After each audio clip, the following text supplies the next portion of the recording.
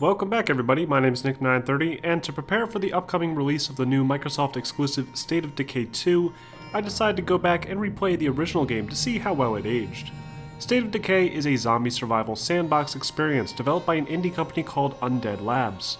It released on the Xbox Arcade and Steam in 2013, and was pretty well received thanks to its more simulation-based approach to the zombie game genre.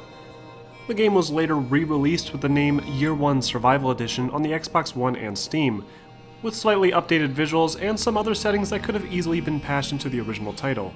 But despite this shady business move, State of Decay is not that bad of a game. You play as a large ensemble of survivors in the fictional Trumbull Valley, a sizable open-world map filled with various towns, homes, and large open fields.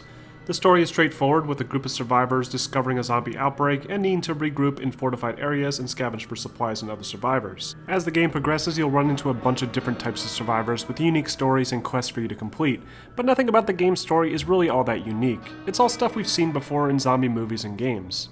But what State of Decay does do well is create a sandbox for players to finally have that Walking Dead type experience. You're not stuck being funneled through a linear level design like Left 4 Dead, or just running back and forth to different objective markers completing random and stupid quests like in Dead Rising. State of Decay's gameplay is built strongly around building up a survivor community and pushing back against the endless horde of the undead. When exploring the world of State of Decay, you'll run into a bunch of buildings, each with potential supplies that are necessary for keeping yourself alive and your community back at your home base healthy. After you successfully search an entire building, the building will permanently have an X mark to indicate that it's been cleared out, which is a feature I wish a lot more open-world zombie video games would start to utilize.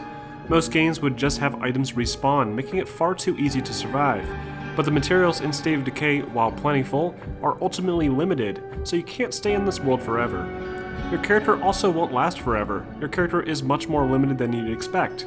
You'll need to improve their stats with experience. Beating up zombies will improve their combat skills and unlock new abilities. If you use that character too much, their maximum stamina will deplete, and you'll find it harder to escape the never-ending hordes of zombies. To circumvent this, you'll need to frequently switch to a different character, whose stats are separate and will force you to play to their strengths. This mechanic is key, as the characters in State of Decay will not respawn if killed. That's right, even if your most skilled character gets ambushed and ends up dying, that's the end of that character's story. And I think that's what makes State of Decay so much more intense than most zombie games. Scavenging for supplies is a huge risk-reward situation every time, and venturing out far from your home base is a huge gamble. This is key to making a truly good zombie survival game, and it's surprising that only State of Decay has really figured this out. And dying can happen pretty easily if you're not careful. The game's melee combat isn't the best, and you'll find yourself repeatedly smashing a zombie with powerful melee weapons until their heads decide to explode. Other times you'll instantly kill a zombie after hitting them just once, so it feels very inconsistent, something that can become very frustrating when you're surrounded by a horde and panicking.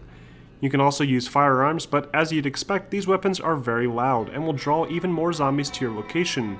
If you do plan on using them, the aiming controls feel awkward, and they will frequently auto-lock by default onto the wrong enemies as you're trying to line up a shot, something that can be really detrimental when trying to deal with specific threats. You can also collect various tools like distraction devices and snacks which can improve your stamina meter or health. Items found in the world are only found in specific lootable locations, which are highlighted in and around buildings, so you'll never find objects like weapons or food just lying on the ground. This makes it easier to loot buildings, but it does kill the immersion a bit, as most of the buildings you explore just look completely cleaned out. I think the game is desperately missing a type of crafting system. It would be cool if you could find some simple items like nails or duct tape and be able to combine them with a baseball bat, and it would also make looting more interesting.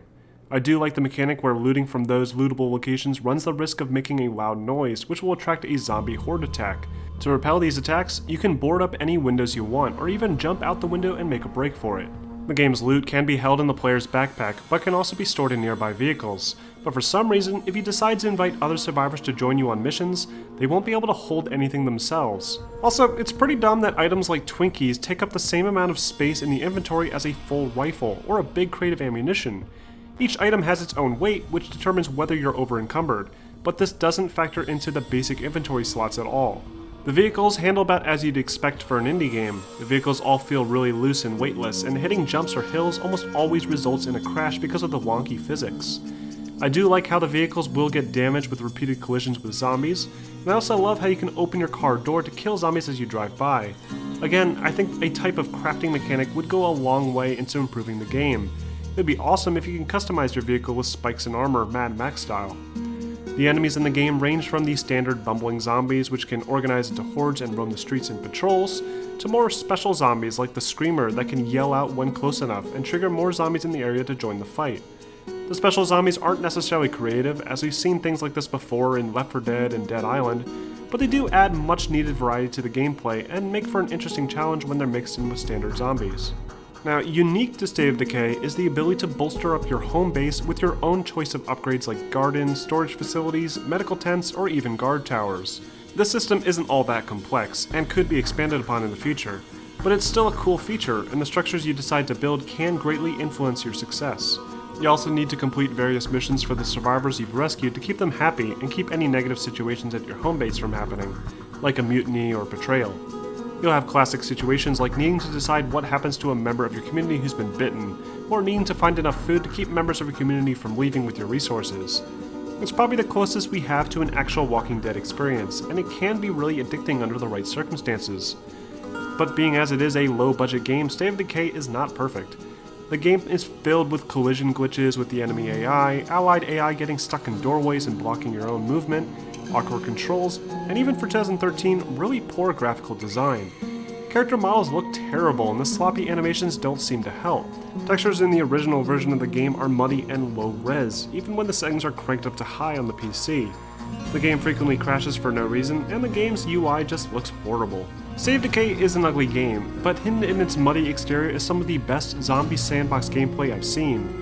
Being able to go house to house searching for supplies with a band of survivors, with the constant threat of a zombie horde pouring through the windows capable of permanently destroying my character, adds much needed tension to the experience, and something I hope is expanded upon even more so in the upcoming sequel.